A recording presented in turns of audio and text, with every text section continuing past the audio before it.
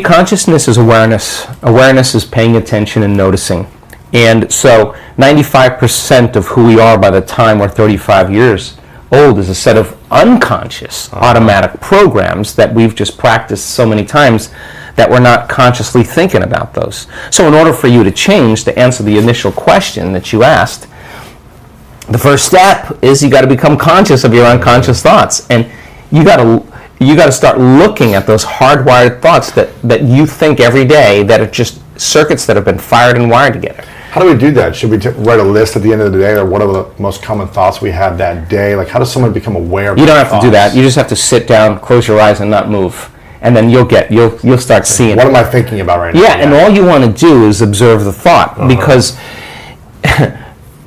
when you begin to observe that thought, you're no longer the program now. You're the consciousness observing the program, and you're starting to pull out of the program. Thinking about the thinking. Yeah, who's doing the thinking of the thinking about the thinking? That's who you are when you're not the program. That's awareness, right? Yeah. You got to become aware of how you speak, how you act, become so conscious, so aware of it that you won't go unconscious and let that thought or that behavior run you. You got to say, oh my God, this feeling that I've been living by for the last 20 years is actually guilt. I didn't know it was guilt because it just feels like me.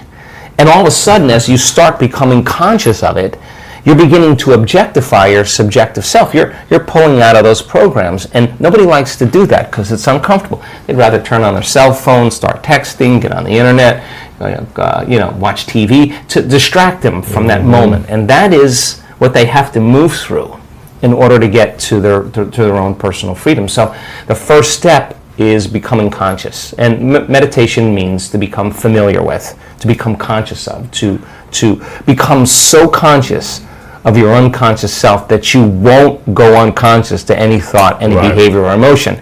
And get ready, because it takes a tremendous amount of energy to do that, and awareness to stay conscious. And so we fall from grace. Yeah. Fine, you're awake, you got another day, let's go again. How often do you fall? Oh my gosh, I mean, how many times have I done it? Thousands, but I'm not going to give up, because the moments in which I do connect, or the moments that I do have that transcendental experience, what matters the most after it, when I have that transcendental moment, I look back at all of those difficult meditations, those difficult days.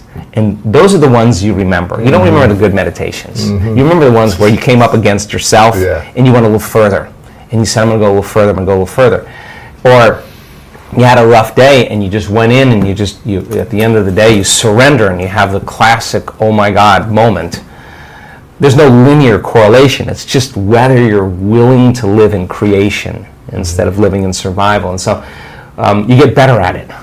We just get better at it. And for me, staying conscious and staying aware and staying present is an art, because you know when someone's present with you in your life because they're paying attention to you. You know when they're not present with you because they're not paying attention to you. So imagine this field of information, this intelligence that lives within you and I, that's governing everything material in this world. It's a self-organizing intelligence. You have access to it, so you better get present with it as well as you can get present with anything else. And just because you can't see it doesn't mean it doesn't exist. Right. That realm you can't experience with your senses. You can only experience with your awareness. So then people have to take their attention off their bodies and go from a somebody to a nobody.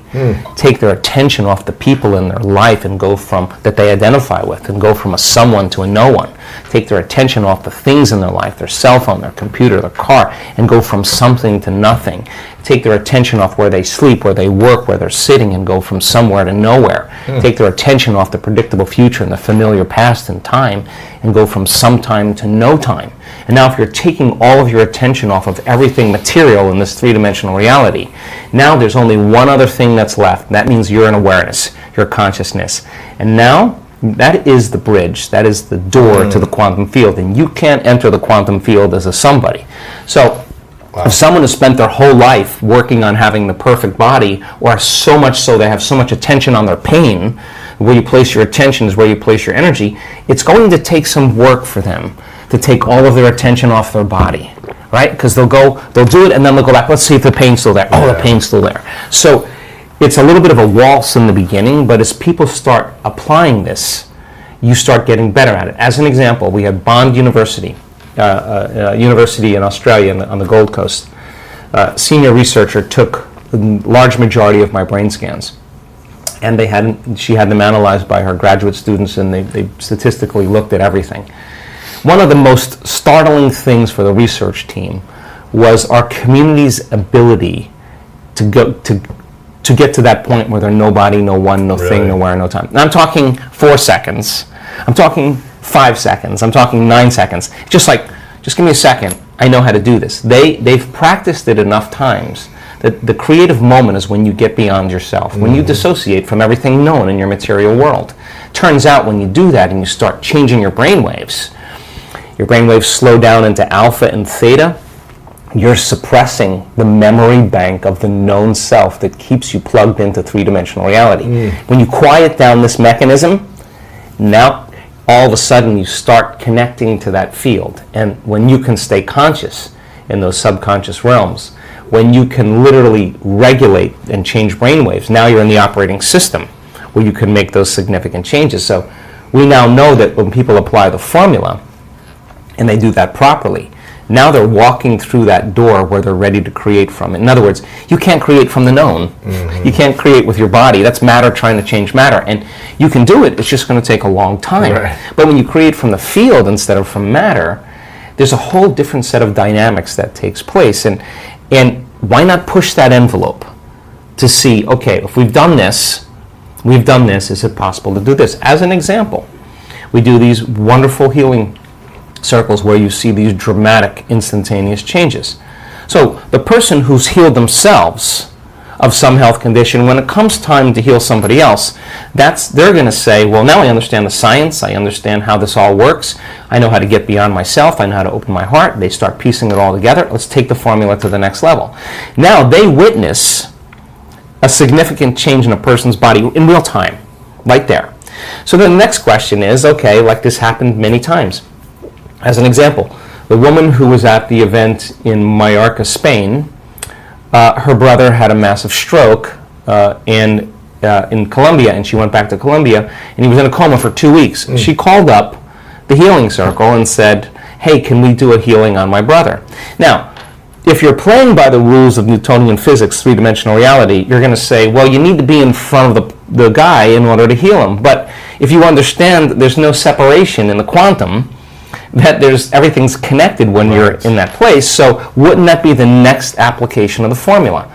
So they go over the science, they get it. Okay, we just need a picture of him, and that's our coordinate. And if we're in the field, sending a frequency to that coordinate. Yeah, but you're not sending it anywhere because there's nowhere to send. There's no space and time there. You're connecting to it, exactly. That's a great way to say it. In 1 hour after that coherence healing, he comes back to consciousness. Wow. Now, that's the extension of where we're going. You see, now we're progressing. A woman who was in one coherence healing group is a pediatric nurse in Children's Hospital in Seattle, and again witnessed the amazing miracle after our event in Toronto. She comes back, and there's they call them friends. There's a little guy failing.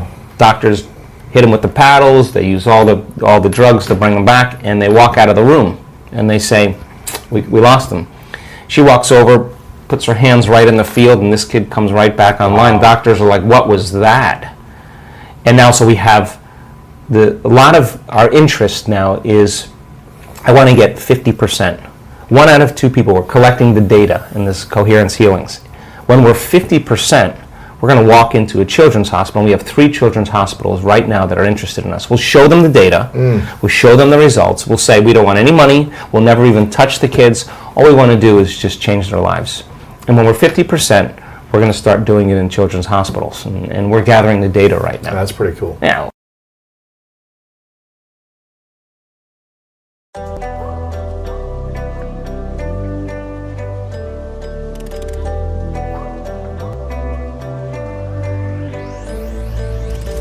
I walk around the streets, everybody smiling, sun shining bright, so better to be hiding.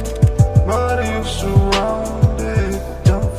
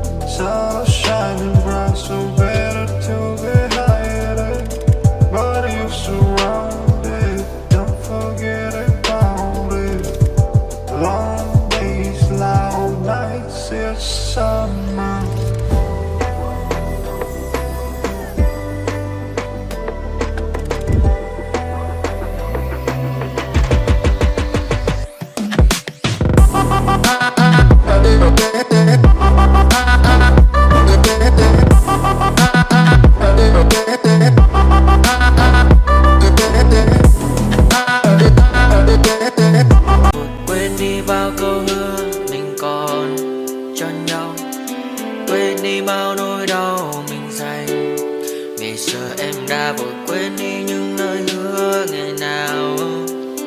Vì dòng nước mắt em đã vội rơi, anh không thể mãi anh như đi vào điên rồi, anh như say đôi mắt môi, anh như chỉ còn muốn em bên cạnh như ở phố xa rồi, anh chỉ muốn em cạnh đấy thôi, không muốn em ở bên đời, chỉ muốn em anh bên người.